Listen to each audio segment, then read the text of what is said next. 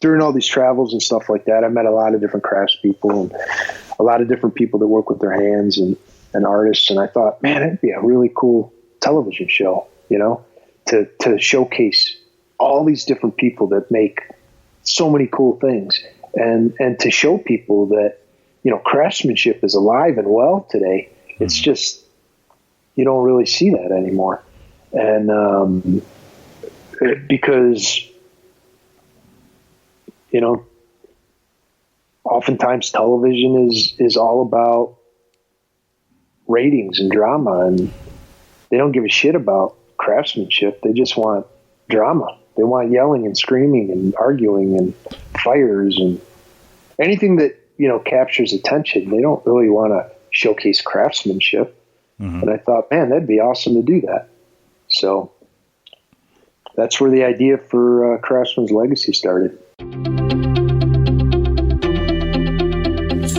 I'm Srini Rao, and this is the Unmistakable Creative Podcast, where you get a window into the stories and insights of the most innovative and creative minds who've started movements, built thriving businesses, written best-selling books, and created insanely interesting art.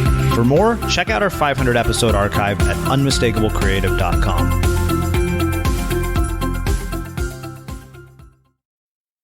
Eric, welcome to the Unmistakable Creative. Thanks so much for taking the time to join us.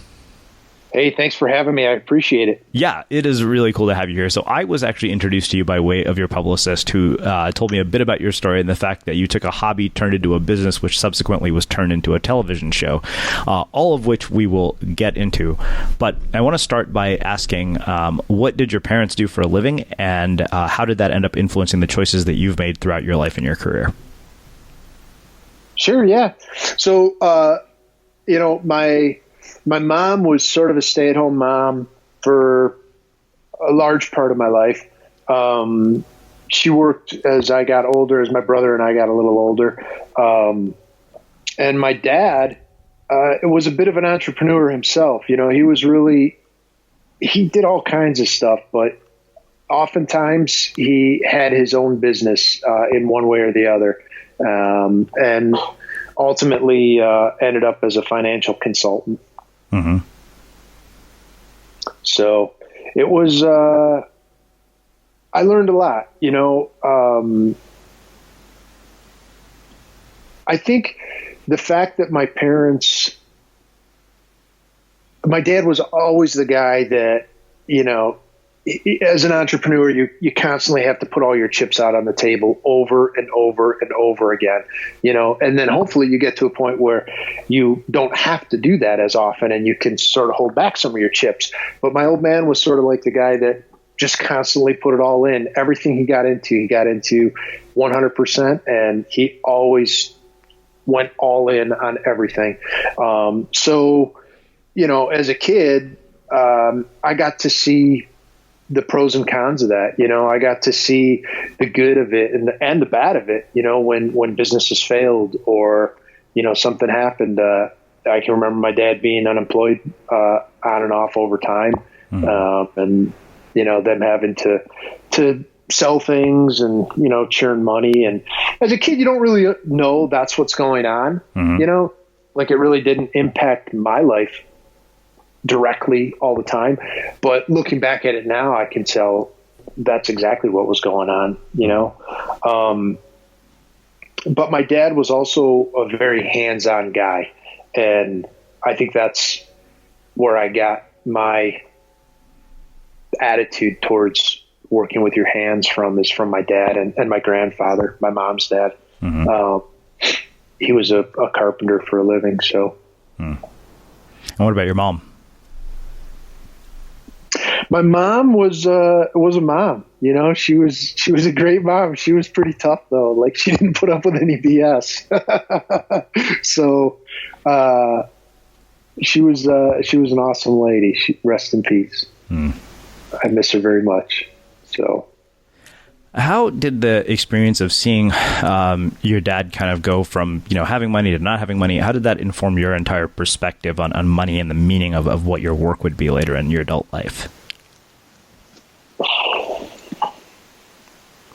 I didn't really look at it that way, because when I was a kid, First of all, around our house, we never ever hired anybody to do anything. It was super rare if there was a tradesman at the house, because my dad was really skilled. He was really mechanical, and my grandfather was too. So, there wasn't anything around the house that we didn't handle ourselves. I mean, everything from cement work to, brick work to roughing, finishing, everything and anything we would handle ourselves. And it was really very specialized things, like installing carpet. We would call a company in for that, but tile work we did ourselves. So growing up, and I loved doing that stuff. I loved working with my hands. I loved making things. And even as a super young kid, 4 or 5 years old, I can remember, my old man would give me some nails and a hammer and some chunks of 2x4 or 2x6 or, 3/4 ply or whatever was laying around. And I would just nail stuff together, and so that was really not an uncommon thing for me. And then as we got older, my dad was into landscaping, and he started a fertilizing company at a time when it was very it wasn't as regulated as it is today.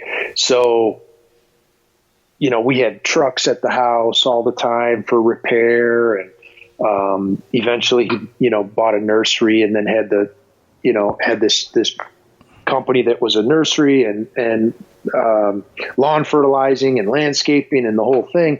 And I worked there, on Saturdays, and I'm 8 years old, but my job was cutting firewood in the fall and in the winter with, chainsaws and long splitters. And then in the summertime, I worked there more often, and it was, helping customers and carrying shrubs and, whatever I could drag along as a 8 to 10-year-old boy,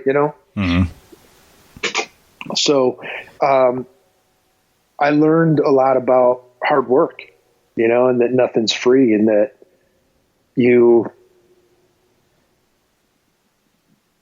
get what you put in. You know what I mean? The harder you work, the more you get out. And that still carries through to me today. I think I've always had a very strong work ethic, and that's one of the things that I really got from my parents the most, is to don't ever give up, and don't let anybody else tell you what you can and cannot do. Mm-hmm. So walk me through how you get to the point of a Craftsman's legacy. Walk me through the journey from, your actual career to how you ended up here. Sure.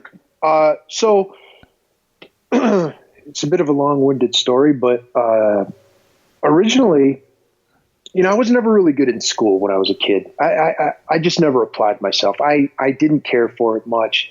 I found it really boring, and I fell behind in classes. And then, I was a slacker in schoolwork, you know what I mean? So when college was coming around, my grades were horrible. And I started working for Xerox when I was 16 as a stock boy. And I went to community college a little bit after I graduated, but I stayed at Xerox, and I was literally, eventually I wasn't a stock boy, and I started making copies, and I was, moving on up, but I was making copies. And, but I always wanted to continue to move up in the company. So, over time I would get into different positions and different things. But, the biggest change happened when I was there. Xerox was moving from an analog environment to a digital environment. So instead of a photocopy, it was a scanned and printed image, and I was a computer geek. I was way into computers when I was a kid. And even when we couldn't afford them, there was some at school, and my friends had them, and, eventually my parents got me one when I was younger, and I was really, really into computers. So when Xerox transitioned into this environment, I was familiar with Unix at that time, and they had all this equipment laying there, and I just set it up one night and, was playing around with it and stuff. And I was working nights, and I was just screwing around with those computer systems all the time. So I was at the right place at the right time, and they needed, somebody with a technical background. And I didn't have the schooling that all the other applicants had, but I had the passion, the interest, and I'd been with the company by that time for a little bit. And so they gave the job to me, and I became a tech consultant, and I traveled around a lot more and got more involved with, all kinds of different things within Xerox. And I liked it. I really, really enjoyed it. It was a lot of problem solving, and, it was just a fun time, to be at that company. A lot of fun. Everything's moving along great. And then all of a sudden I start developing a panic disorder. And the very first attack I had, I was scuba diving with my brother in Bonaire, and I was about 80 feet down, and I had a panic attack. I didn't know what it was at the time, but it scared the hell out of me, and I literally, shot up to the surface. And I was able to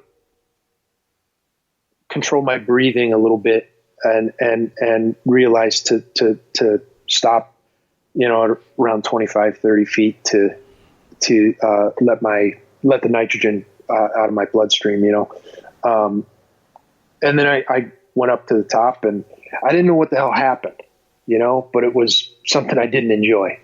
And it shook me up, and so I did a little bit more diving on that trip, and I came home. And then shortly after that, a couple months later, I had to fly down to Texas for Xerox. And when I was down there, I started having a lot of attacks on a very regular basis. Like, I was having more and more and more of them. And then when I got home from that trip, after that, I didn't fly for another 5 years, and the attacks got to the point where my world started to shrink at a very rapid pace. So in a matter of 4 months, I went from just being, a regular dude in his 20s to being pretty much agoraphobic. I didn't leave my house. I was on disability with the company, and was heavily medicated to the point where cutting my lawn was an all-day event because I couldn't concentrate long enough to do anything, and so my world got sort of dark at that time in some ways, because you don't know what the hell's going on. You think you're going to die, quite honestly. You think you're having a heart attack, 3 times a day, 4 times a day, or, you're freaking out, and I'm not I don't like taking a lot of pills, especially those kind of pills, because they really alter your state of mind and your body and everything else. So, I was very resistant to it until I got taken to the hospital, and then they don't give you a choice there. They just sort of start popping you full of stuff to calm you down. So, so when that happened to me, I spent a lot of time working on motorcycles. I had motorcycles myself, and I loved riding, and I loved working on them. I liked the mechanical aspect of them. I really wanted to get into learning more about them, learning how to build them, how to shape metal to make something, to make a fuel tank or anything. And as I started to get back on the road and recover and get back to, living a normal life, leaving my house, driving, all the normal things that people do, I found a metal shaper who lived right by my house. He wasn't far away at all. And I had already owned his books and read them. For some reason, the whole dots didn't connect for me initially. And so I met Ron Fournier, and I would go over there. And after about a year of going over there on a regular basis, saying hi and, talking to him and getting to know each other, we became friends, and he was older, but he took a shining to me. He did that with a lot of people, anybody that was really interested in metalworking, he'd sort of take you in and help you learn. So he said, hey, I'm looking for a new apprentice.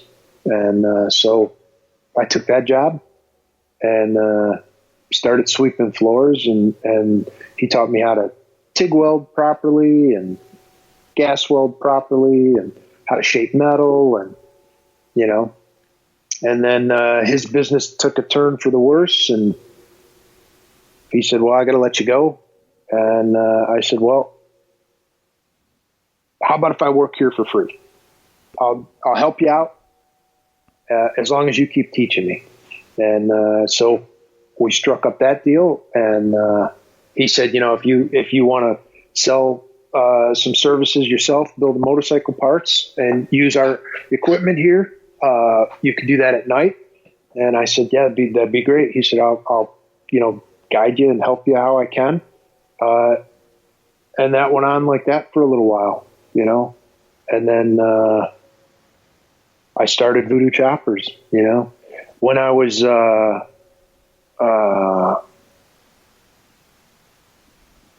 really, really bad off. A friend of mine actually said to me, he said, what, if you could do anything with your life and money didn't matter and skills didn't matter, what would you do? And I said, I'd make things.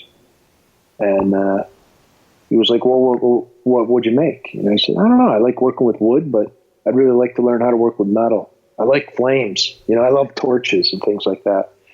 And he was like, well, maybe that's what you need to be doing. Stop fighting everything else and just don't worry about it. Just do what makes you feel right and feel good, gives you a sense of purpose, I guess. So the story's a little out of order there in some ways, but that's sort of how it all came down. So I started Voodoo Choppers, and Ron and I worked together for a couple of years at his place, and then over at my place. He shut down his business, and I rented out a commercial space, which, quite frankly, was like completely ridiculous because I had very little business coming in. I didn't know what the hell I was doing, and I was growing out of my shop, my home shop. I wanted more equipment. I wanted to do more things. I didn't have the space, and my dad pushed me, and he said, "Go find a commercial building and rent it." And I didn't have the money. I took a loan out, dude, for $20,000, and I rented a space and bought equipment and opened up Voodoo Choppers. And I drove around and cold called. I took my wares, I took a fender and a fuel tank and stuff like that. I'd take it to different bike shops, and I'd say, hey, this is what I do. I'm not selling parts. I'm not, impeding on your business in any way, but I want to help you. I want to, do you have any projects that might need a special, fuel tank or a fender? And at this time, this was in 99, 2000 timeframe. So in the motorcycle industry, the aftermarket was huge. Aftermarket meaning you could go to a shop, open up a catalog, and build an entire motorcycle from aftermarket parts, not OEM parts, but you could get fuel tanks and fenders and everything else. But there wasn't a whole lot of people that were hand making fuel tanks and fenders like there is today. So I had a lot of no's. All but one, actually. one guy said, yeah, I'm working on a bike for myself. I'd love to do that. And, I took a beating on price, but I did the work and I learned a lot. And that's how that started, and then things just went from there. I was at the shop all the time, 7 days a week, all the time, 12, 14-hour days. And it was like that for, quite some time. First few years, it was like that. And I reinvested into the company. I just bought more and more equipment, more machinery. I wanted to be able to do everything myself. I didn't want to have to hire out, or the only thing I didn't want to do was paint. I don't like chemicals and composite materials and stuff like that. I just don't like dealing with them. I don't dig it. So everything else I just went after myself, and we got to do biker build off in the mid 2000s. was pretty popular, and we got invited to do a biker build off show on Discovery Channel, and I loved doing that. That was awesome. It was massive. And that didn't, a lot of people think, oh, well, you were on TV, like, people must be beating down the door to get to you. And that wasn't really the case. But what it did do was bring name recognition. More people knew of Voodoo Choppers. More people had heard of the shop and my name. So that brought credibility, and started to build a reputation outside of Michigan, and outside of the Detroit area for me. So it just sort of built from there, and it was literally one penny at a time type of thing. I can remember I was traveling. We used to do a ton of shows, and I was traveling home from, I don't know, somewhere, and there was three of us in the car. I had no money. Like, I had just enough money to get gas to get us home, but no money for food, nothing else. And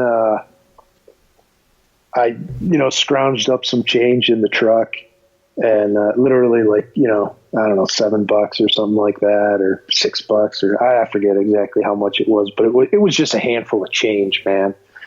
And we pull up in there, and we went to a McDonald's. It was late at night, dark out, and I go in, start ordering a couple things off the dollar menu, and the manager walked up to me, and he goes, "Hey man, those guys build some badass bikes." And I said, "Well, what do you mean? What are you talking about?" And I had my Voodoo hat on, and I forgot, I guess I had a Voodoo hat on, or maybe with my jacket or something. He's like, "Voodoo, man, those guys build badass bikes. Do you have one?" And I said, "No, I own the company." And he goes, "Get out of town. Are you kidding me?" And I said, "No." He goes, "Man, I didn't even recognize you. I saw that show," and blah, blah. He went nuts, man. And I'll tell you what, that guy saved my ass, because he was like, "Order what you want. Will you take some pictures and sign some autographs?" And I said, yeah, absolutely. So, we were able to get a couple more dollar menu items. I didn't take advantage of the situation, but I definitely got a couple of cheeseburgers, but yeah, it was just crazy, man. It's like, there's plenty of opportunity to say no more, but you just got to keep at it and keep hammering away. Uh-huh. So to get to your question about how Legacy started, during all these travels and stuff like that, I met a lot of different craftspeople and a lot of different people that work with their hands and artists. And I thought, man, it'd be a really cool television show, to showcase all these different people that make so many cool things, and to show people that, craftsmanship is alive and well today. Mm-hmm. It's just, you don't really see that anymore. And because,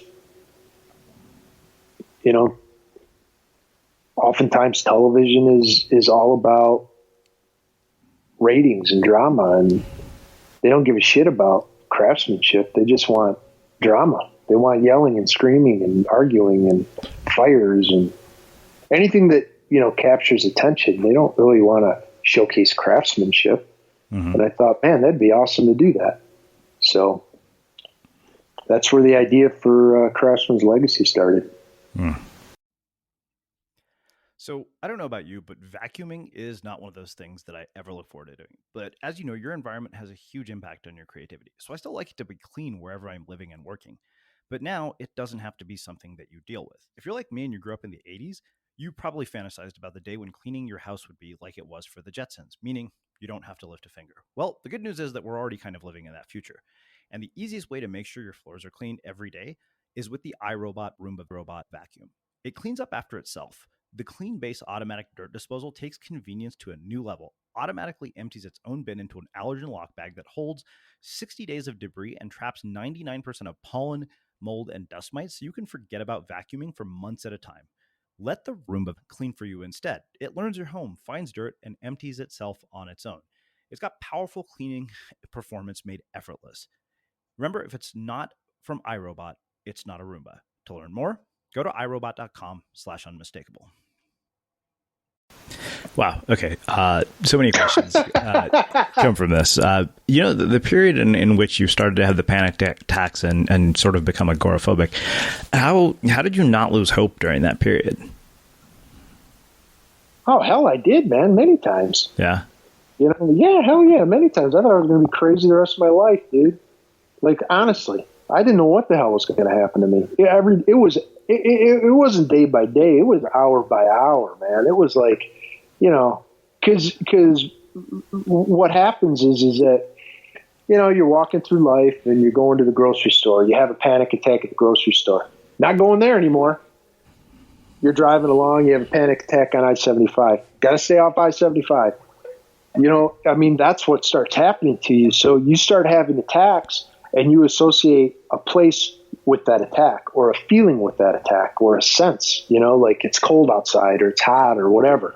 You start having these associations in your head that's what's triggering the attack. And that's the last thing you want to do. You're like, don't want to do that anymore. That scared the shit out of me.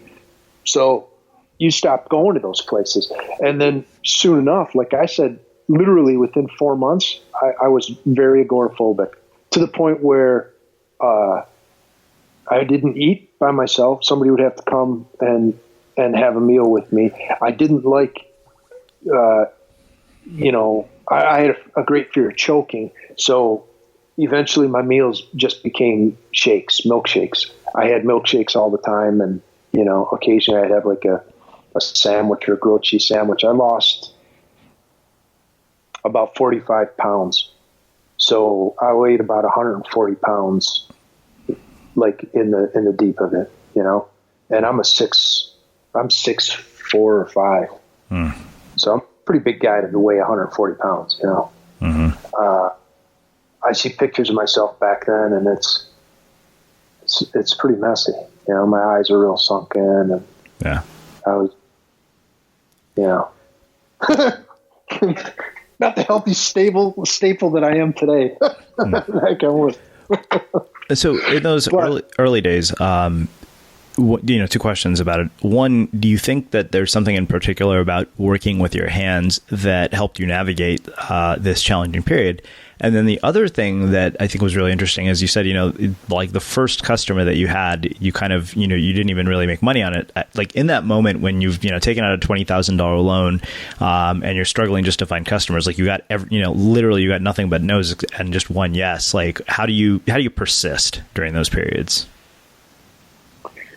Because you want it. Persistence is really the key.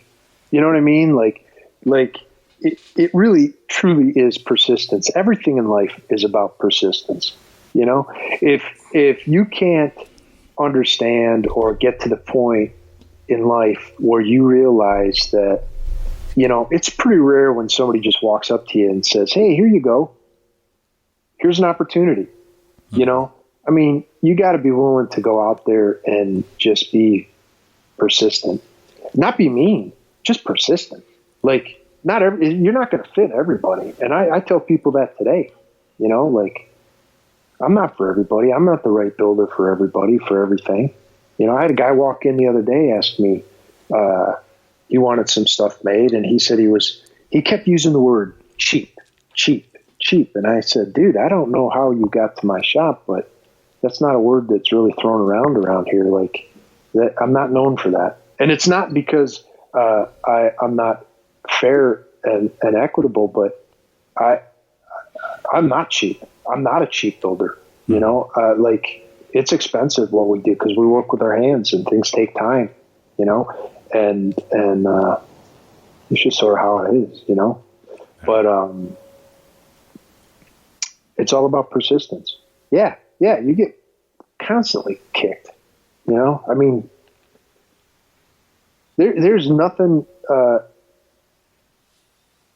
I always say, you know, when you're going after something that you really wanted, you know, something you believe in, and you're going after it, you're going to find a whole bunch of people that are going to tell you why you can't do it, and that you shouldn't do it, and that it's a bad idea, and that you can't do it. There's going to be an endless amount of people that are going to tell you that, but that doesn't, you know, it's not always something you need to listen to. You know, if you believe in yourself and you believe that you can do it, you'll find a way to get it done. Mm-hmm. So let's spend the rest of our time talking about this sort of notion of craft and working with our hands. One, you know, why is it so rewarding? What actually goes into it? Like, what do people who are masters of their craft in the various areas you've seen, like, what do they have in common that allows them to be so good at what they do? And what can people who are listening take away from that? Again, persistence is huge. The willingness to learn from mistakes is another thing. You know, you asked me, like, what was it about working with my hands that allowed me to, that helped me?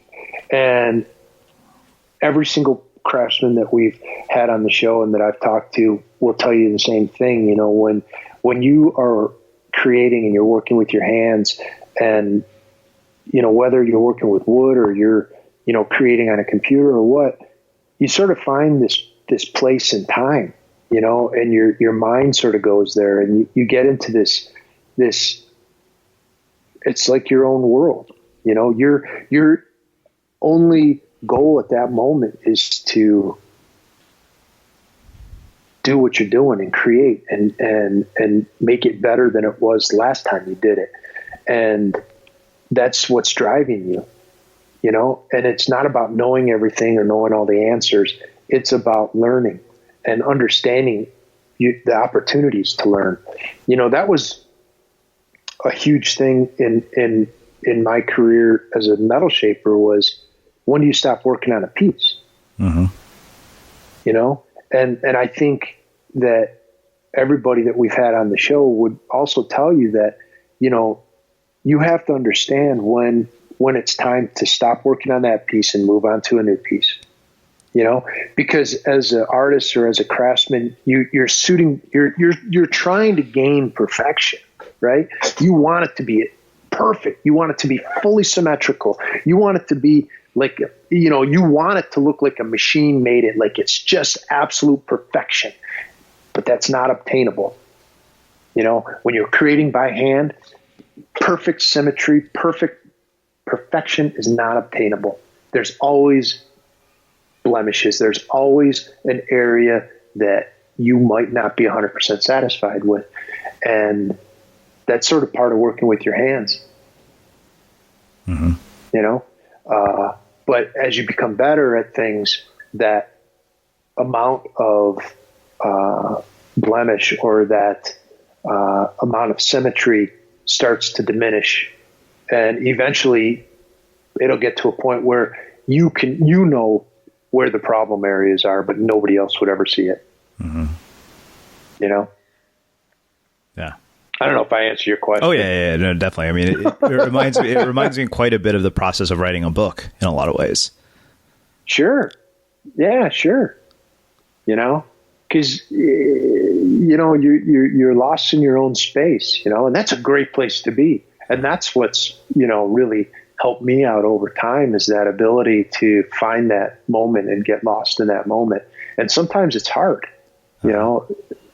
sometimes it's really hard because you got a million other things on your plate. Your to-do list is like overflowing with stuff that you should be doing or you're supposed to be doing.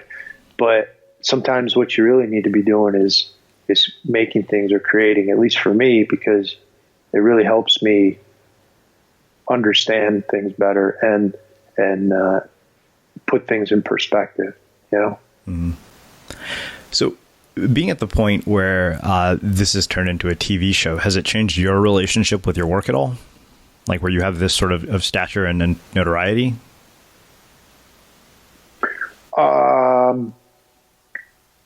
No, I think I understand what you're asking me, but I don't really look at it like that. Like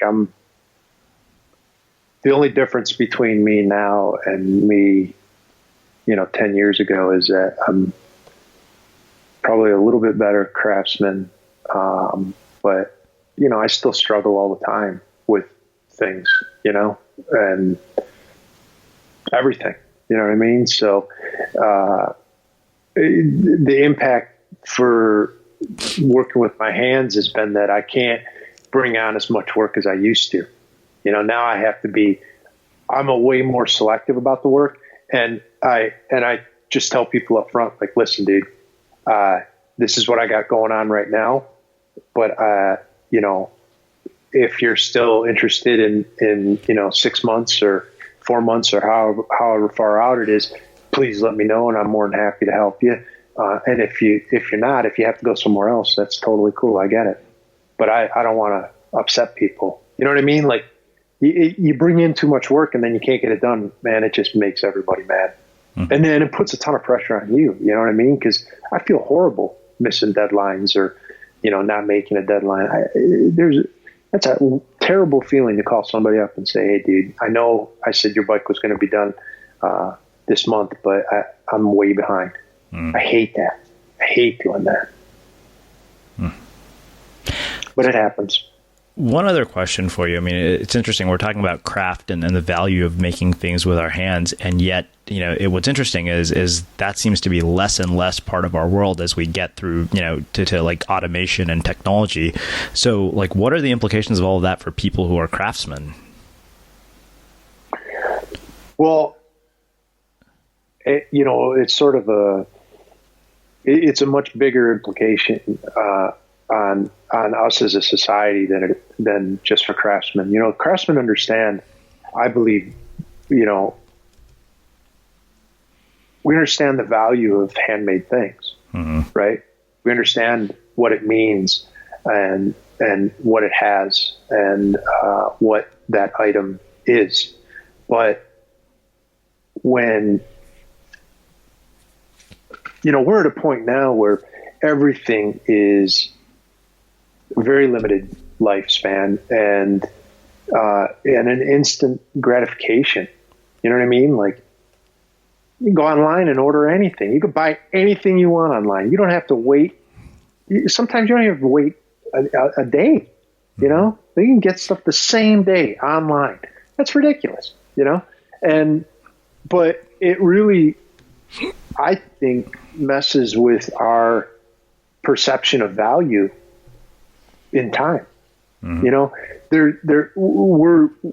losing so many skills and so much knowledge. We're losing because it's not being passed on because there's nobody there to pass it on to necessarily. Sometimes there's nobody there to pass the information on to, and then that information dies with that person that has it.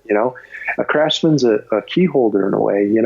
It's their responsibility to make sure that knowledge moves on to the next generation or to another group of people so that they can keep that alive.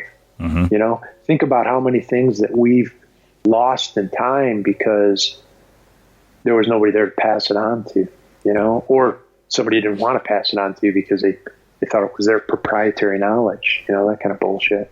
I'm not a big fan of that. Yeah. Wow. Well, this has been really, really fascinating and interesting. So I have one last question for you, which is how we finish all of our interviews with the Unmistakable Creative. What do you think it is that makes somebody or something unmistakable? What do I think it is that makes somebody unmistakable? Or something unmistakable? Well, that's a good question. I think everybody's unmistakable. I really do. Like, I think we as people have gotten to a point where we just put up so many roadblocks in our lives, and we don't even know we're doing it, you know? And it's not necessary. So many people are like, oh man, I wish I could do that. I'm like, dude, you totally can do that. All you got to do is put some time into it. Mm-hmm. There's nothing that's out of your reach, you know? And to me, that's what makes us unmistakable. You know what I mean? Mm-hmm. Wow.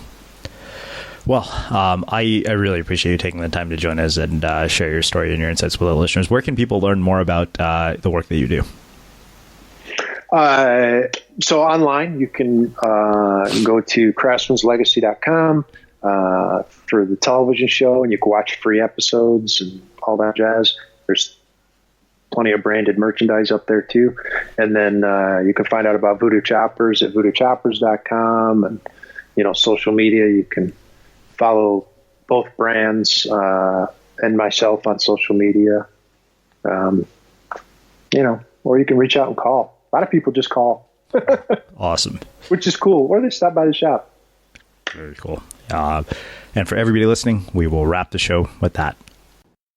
Thank you for listening to this episode of the Unmistakable Creative Podcast. While you were listening, were there any moments you found fascinating, inspiring, instructive, maybe even heartwarming? Can you think of anyone, a friend or a family member who would appreciate this moment? If so, take a second and share today's episode with that one person, because good ideas and messages are meant to be shared.